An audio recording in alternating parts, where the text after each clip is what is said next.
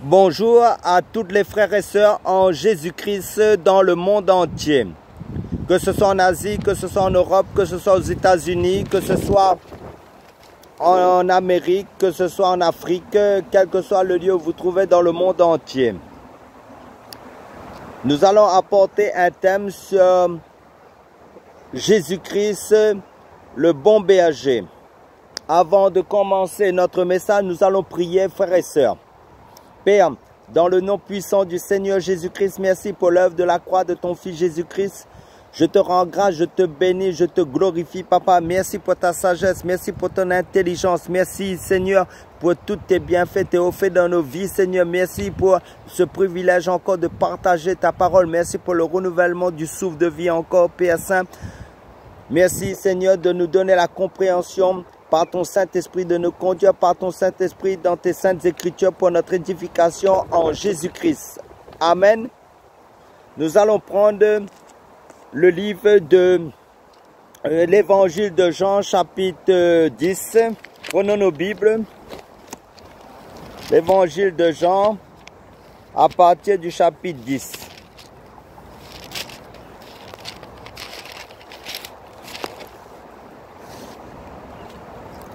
Nous faisons la lecture à partir du chapitre 10. En vérité, je vous le dis, celui qui n'entre pas par la porte, par la bergerie, mais qui y monte par ailleurs, est un voleur et un brigand. Mais celui qui entre par la porte est le berger des brebis.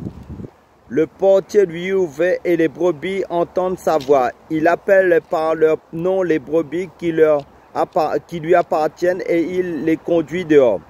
Lorsqu'il a fait sortir toutes ses propres brebis, il marche devant elles et les brebis le suivent parce qu'elles connaissent sa voix. Elles ne suivront point un étranger, mais elles fuiront loin de lui parce qu'elles ne connaissent pas la voix des étrangers. Jésus leur dit cette parabole, mais ils ne comprirent pas de quoi il leur parlait. Jésus leur dit encore, en vérité, je vous le dis, je suis la porte des brebis. Tous ceux qui sont venus avant moi sont des voleurs et des brigands, mais les brebis ne les ont point écoutés. Je suis la porte. Si quelqu'un entre par moi, il sera sauvé. Il entrera et il sortira, et il trouvera des pâturages. Le voleur ne vient que pour dérober, égorger et détruire. Moi, je suis venu afin que les brebis aient la vie et qu'elle l'ait en abondance. Je suis le bon berger. Le bon berger donne sa vie pour ses brebis. Mais le mercenaire qui n'est pas le berger et à qui n'appartiennent pas les brebis, voit venir le loup, abandonne les brebis et prend la fuite. Et le loup les ravit et les disperse. Le mercenaire s'enfuit parce qu'il est mercenaire et qu'il ne se met point en peine des brebis. Je suis le bon berger, je connais mes brebis et elles me connaissent. Comme le Père me connaît et moi je connais le Père et je donne ma vie pour mes brebis. J'ai encore d'autres brebis qui ne sont pas de cette bergerie.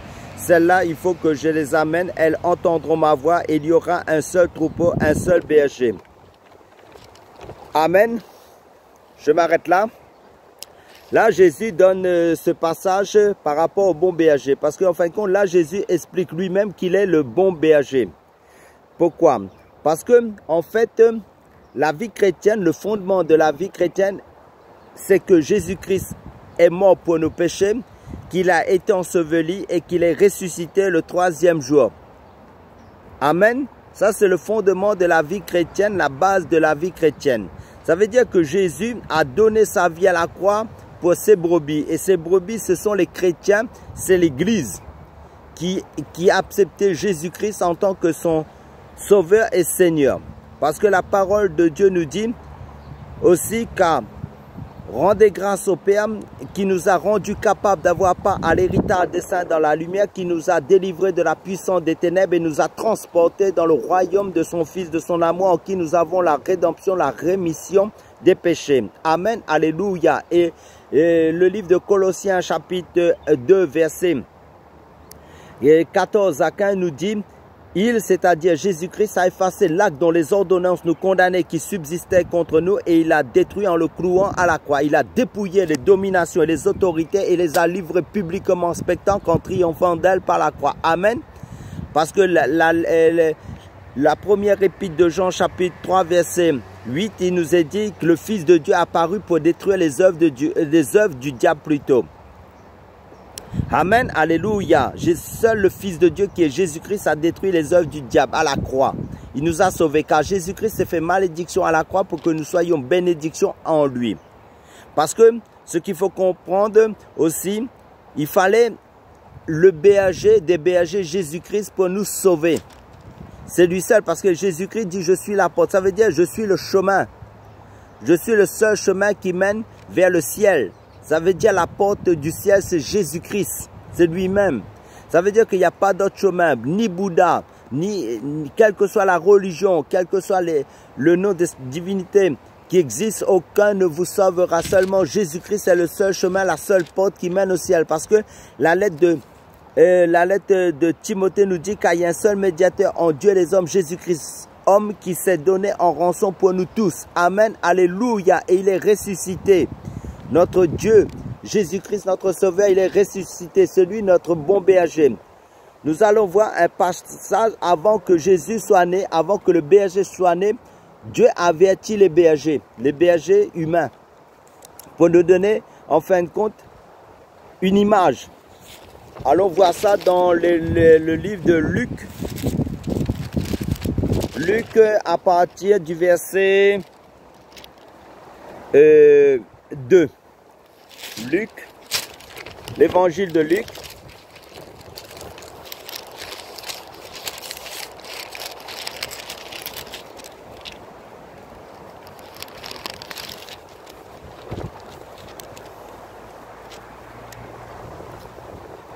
Verset 8.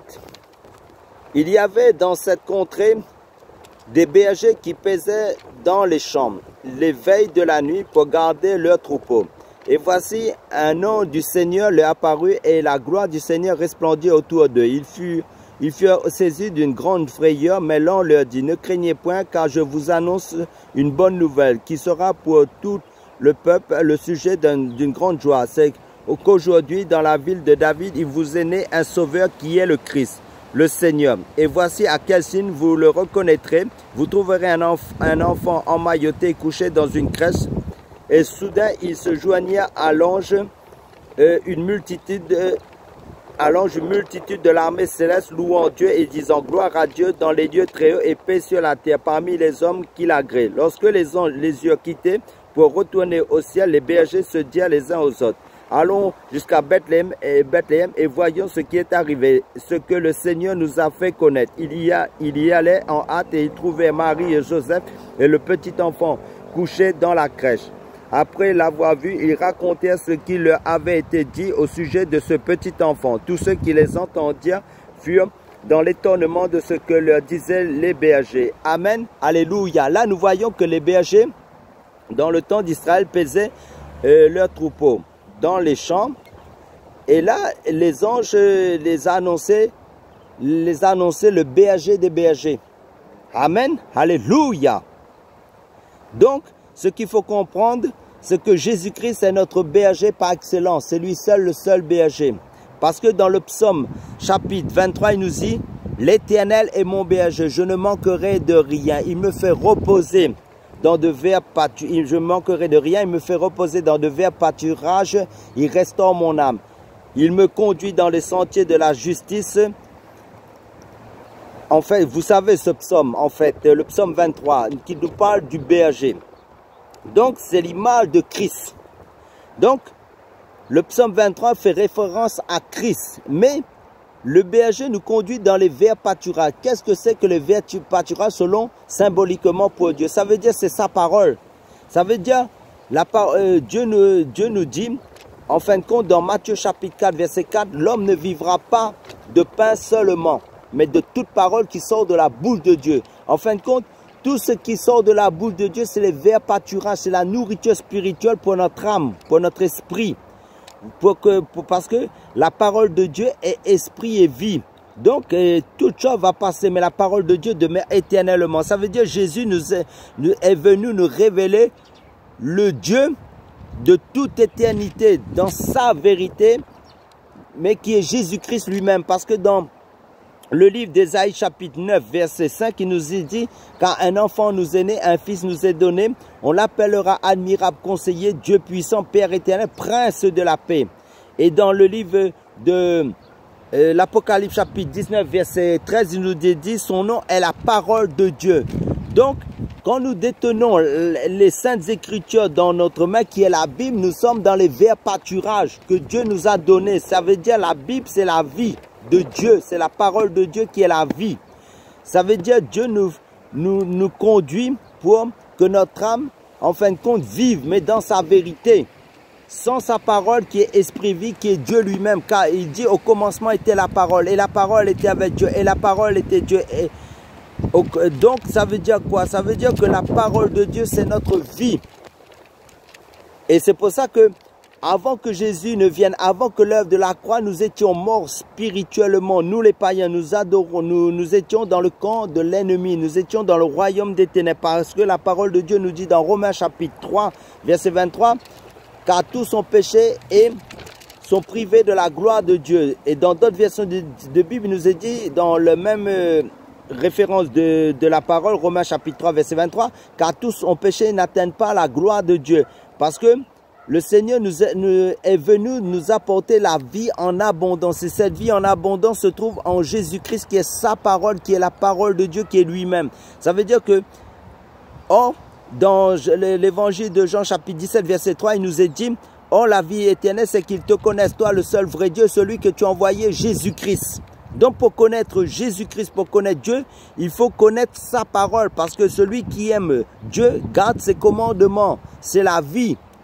Parce que Dieu veut que nous chérissons sa parole, nous faisons sa parole nos délices. Ça veut dire, comme il dit dans les psaumes, « Fais de l'Éternel tes délices, il donnera ce que ton cœur désire. » Et dans le livre de... Et si nous allons dans le livre de Josué chapitre 1, allons dans le livre de Josué.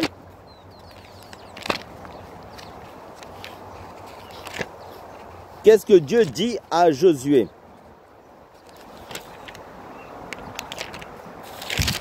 Josué, chapitre 1.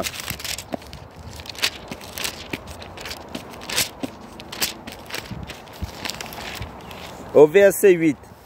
Que ce livre de la loi ne s'éloigne point de ta bouche, médite-le jour et nuit pour agir fidèlement selon tout ce qui y est écrit. Car c'est alors que tu auras du succès dans tes entreprises. C'est alors que tu réussiras. Ne t'ai-je pas donné cet ordre? Fortifie-toi et prends courage, ne t'effraie point et ne t'épouvante point. Car l'Éternel, ton Dieu, est avec toi dans tout ce que tu entreprendras. Donc la parole de Dieu, c'est la parole de Dieu qui nous fortifie, qui nous relève, qui nous guérit, qui nous restaure. En fin de compte, la parole de Dieu, c'est notre trésor, c'est Dieu lui-même. Car Dieu s'est révélé à l'homme en se révélant dans sa parole. Parce que dans le psaume chapitre 1, le psaume chapitre 1, qu'est-ce qu'il nous est dit dans le psaume chapitre 1?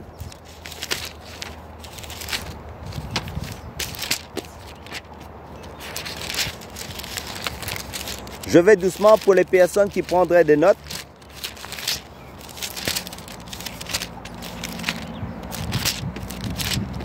Le psaume chapitre 1.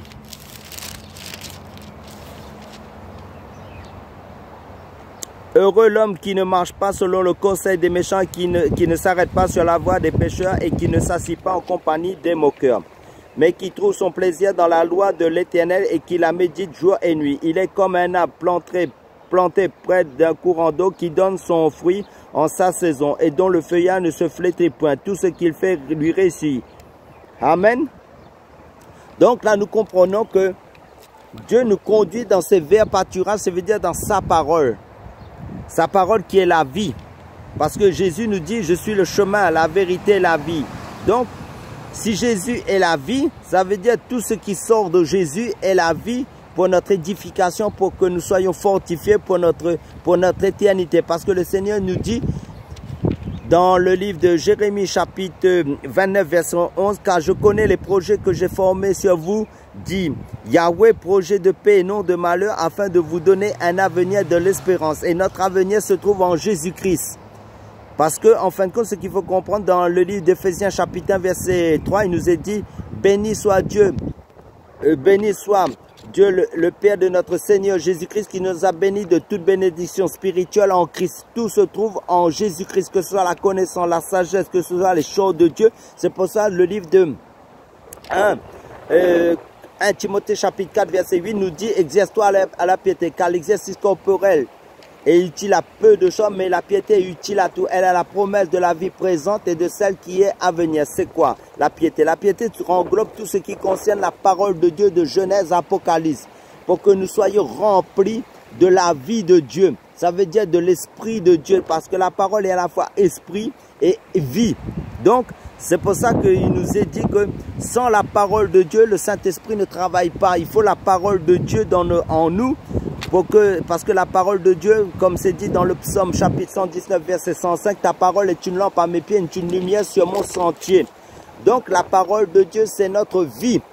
Donc le bon berger, qui est Jésus-Christ, a donné sa vie à la croix pour que nous puissions bénéficier de toutes les choses de Dieu qui nous est nécessaire pour notre salut, pour notre croissance spirituelle, pour notre maturité spirituelle. Et nous devons connaître notre identité spirituelle. Ça veut dire connaître les bénédictions que Dieu nous a laissées dans la Bible, qui sont comment la nourriture spirituelle, les verts pâturages, qui est l'eau de la vie. Parce qu'en fin de compte, ce qu'il faut comprendre, la parole de Dieu nous éclaire dans les choses de Dieu par le Saint-Esprit. Donc, il faut être toujours à l'école du Saint-Esprit, parce que c'est le Saint-Esprit qui sont les profondeurs de Dieu. Ça veut dire qu'ils sont les Écritures de Dieu et qui nous éclairent à la lumière des Écritures pour comprendre les choses de Dieu et ce qui n'est pas des choses de Dieu dans la Bible. Parce qu'il y a deux choses dans la Bible. Ça veut dire qu'il y a les choses des ténèbres et les choses de la lumière. Ça veut dire qu'il y a la vie et la mort. Ça veut dire qu'il nous décrit aussi Satan et toutes ses œuvres des ténèbres, les œuvres de la chair et les œuvres de l'esprit, les œuvres qui est la parole de Dieu selon la volonté de Dieu. Mais nous ne sommes pas sauvés par les œuvres, nous sommes sauvés par la foi en Jésus-Christ. Mais Dieu a préparé des œuvres pour que nous les pratiquions en Jésus-Christ, selon Éphésiens chapitre 2, verset 8. Donc, ça signifie quoi? Jésus, qui est notre bon berger, s'est donné à la croix pour que nous soyons sauvés, mais Dieu nous a donné aussi un héritage. Ça veut dire que notre héritage, nous sommes prêts en Christ. Ça veut dire que nous sommes un royaume de sacrificateurs. Ça veut dire selon Apocalypse chapitre 1, verset 6. Et nous sommes un sacerdoce royal. Ça veut dire des rois et des reines en Christ pour les sœurs. Et nous sommes aussi des prophètes. Ça veut dire que nous avons la capacité par l'Esprit de Dieu de prophétiser la parole de Dieu. Déjà, la parole de Dieu, il y a des prophéties qui sont déjà accomplies, mais il y a des prophéties qui sont en cours, et il y a des prophéties à venir. Donc, ça veut dire quoi? Ça veut dire quand nous évangélisons et en fin de compte, nous annonçons le salut aux âmes. Ça veut dire nous annonçons la vie de Christ. Et si les personnes n'acceptent pas, ils profèrent la mort. Donc, ça veut dire que nous devons, en fin de compte, rester dans notre identité spirituelle, connaître, en fin de compte, les verts pâturages que Dieu nous a donnés. Ça veut dire notre héritage. C'est parce que nous sommes un roi. Nous faisons partie du royaume de Dieu par l'Esprit que Dieu nous a scellés. Donc, nous connaissons que nous sommes assis dans les lieux célestes en Christ et que nous sommes héritiers en Christ. Et que la parole de Dieu, en fin de compte, tout cet héritage se trouve dans la parole de Dieu, que nous devons la méditer quotidiennement et en fin de compte, serrer dans notre cœur la parole de Dieu qui est notre éternité. Parce que Dieu, en fin de compte, quand il nous voit, il voit Jésus en nous. Ça veut dire qu'il voit sa parole. Parce que celui qui aime le Seigneur, c'est celui qui garde ses commandements d'après l'évangile de Jean, chapitre 14, verset 21. Amen. Alléluia. Parce que la parole de Dieu nous dit, celui qui a le Fils de Dieu a la vie. Et celui qui n'a pas le Fils de Dieu n'a pas la vie. Donc, ça signifie que notre bon berger, le berger qui est Christ, a tout accompli à la croix. Car tout est accompli. Mais maintenant, nous, en tant qu'enfants de Dieu, nous devons bénéficier de ces verts pâturages chaque jour de nos vies. Comment nous approprier la parole de Dieu et faire la volonté de Dieu aussi, selon sa volonté dans nos vies. Parce que la parole de Dieu nous dit, ne vous conformez pas au siècle présent, d'après le livre de Romains chapitre 12, verset 2, mais soyez transformés par le renouvellement de l'intelligence afin que vous discerniez quelle est la volonté de Dieu, ce qui est bon, agréable et parfait. Parce que si nous allons dans le livre de Galates, chapitre Galates chapitre 6,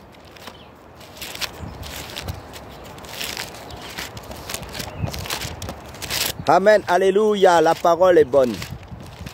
Seigneur, tu es bon.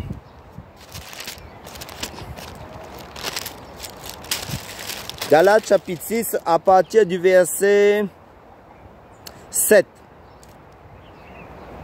Ne vous y trompez pas, on ne se moque pas de Dieu. Ce qu'un homme aura semé, il le moissonnera aussi. Celui qui sème pour sa chair moissonnera de la chair la corruption, mais celui qui sème pour l'esprit moissonnera de l'esprit la vie éternelle.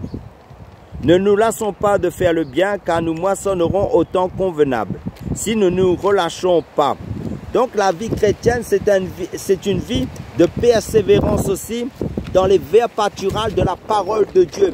Parce que l'image du vers pâturage, c'est l'image de la parole de Dieu que notre bon berger nous a légué. Cet héritage qui se trouve dans les Saintes Écritures bibliques, de Genèse à Apocalypse, qui révèle Jésus-Christ, qui révèle la volonté de Dieu, qui révèle les choses de Dieu pour notre éternité.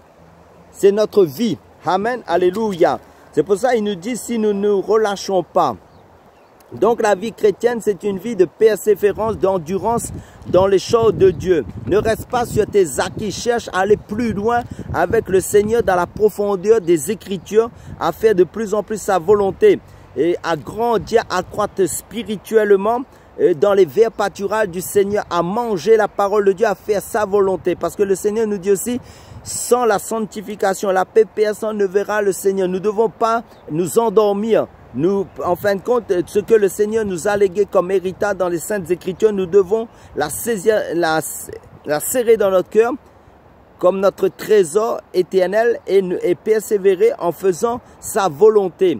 Que ce soit évangéliser les âmes, que ce soit faire, parce que Jésus allait de lieu en lui annonçant le royaume de Dieu et faisant du bien. Nous devons imiter le modèle par excellence qui est le Seigneur Jésus-Christ. Parce que le Seigneur marchait avec sa parole. Nous devons en marcher avec la parole de Dieu parce que la parole de Dieu, il nous est dit aussi, nous marchons par la foi et non pas par la vue. C'est-à-dire quoi? Nous marchons parce que la foi vient de ce qu'on entend et ce qu'on entend vient de la parole de Christ. Nous marchons avec la parole de Dieu, non pas avec les raisonnements humains, avec l'intelligence humaine mais l'intelligence du Saint-Esprit, la sagesse du Saint-Esprit qui se trouve dans la parole appropriée en face de chaque situation de notre vie basée sur les Saintes Écritures bibliques, ce que la parole de Dieu nous recommande de faire. Amen, alléluia, parce que nous ne sommes pas de ce monde, nous habitons dans ce monde, mais nous ne faisons pas partie de ce monde, nous faisons partie du royaume céleste de Jésus-Christ. Et nous devons déjà nous exercer à la vie céleste sur cette terre pour que, comme dire, pour que nous soyons, comment dire, nous marquons notre génération selon le plan à laquelle Dieu nous a appelés, selon la mission à laquelle Dieu nous a appelés chacun dans son ministère sur cette terre à laquelle, dans les talents, les dons que Dieu a mis en nous. Amen, alléluia. Nous devons connaître notre identité spirituelle et évoluer dans les verts pâturages du Seigneur et communiquer la vie de Christ aux âmes. Ça veut dire annoncer l'évangile de Christ, qui sont les verts pâturages pour les âmes, pour qu'ils soient édifiés, pour qu'ils soient encouragés, fortifiés, relevés, qu'ils soient délivrés des ténèbres, pour qu'ils soient éclairés à la lumière des Saintes Écritures bibliques. Alléluia! C'est ce que Jésus est venu faire sur la terre, parce qu'il nous dit la lumière s'est levée dans les ténèbres. Et nous sommes en Christ, lumière dans ce monde, pour annoncer la lumière de qui est Jésus-Christ, car nous reflétons Christ dans le comportement, dans le langage, basé sur les verts pâturages qui est la parole de Dieu. Car la parole de Dieu est une lampe à nos pieds et une lumière sur notre sentier. Amen. Alléluia. À travers ces quelques paroles d'exhortation, je vous encourage à demeurer dans les verts pâturages du Seigneur et à toujours aller plus loin avec le Seigneur dans la consécration, dans la vie de prière, dans la vie de méditation de la parole de Dieu, à faire sa volonté, ce à quoi Dieu vous a mis sur le cœur à faire par son Saint-Esprit. Alléluia. Pour conclure, nous allons prier. Père, dans le nom puissant du Seigneur Jésus-Christ, merci pour ta grâce, merci pour ta bonté, merci d'être notre bon berger, merci de nous conduire par ton Saint-Esprit chaque jour dans ta volonté, à demeurer dans tes verts pâturages, Seigneur, à ne pas nous écarter de ton chemin, à demeurer, Seigneur, dans tes saintes écritures bibliques pour que nous soyons édifiés, fortifiés, façonnés entre tes mains, car c'est toi qui nous bâtis, Seigneur Jésus-Christ, pour que nous soyons de plus en plus édifiés en toi, fortifiés, encouragés pour persévérer jusqu'à la fin, pour l'enlèvement de l'Église, car tu reviens bientôt, Seigneur Jésus-Christ. Amen.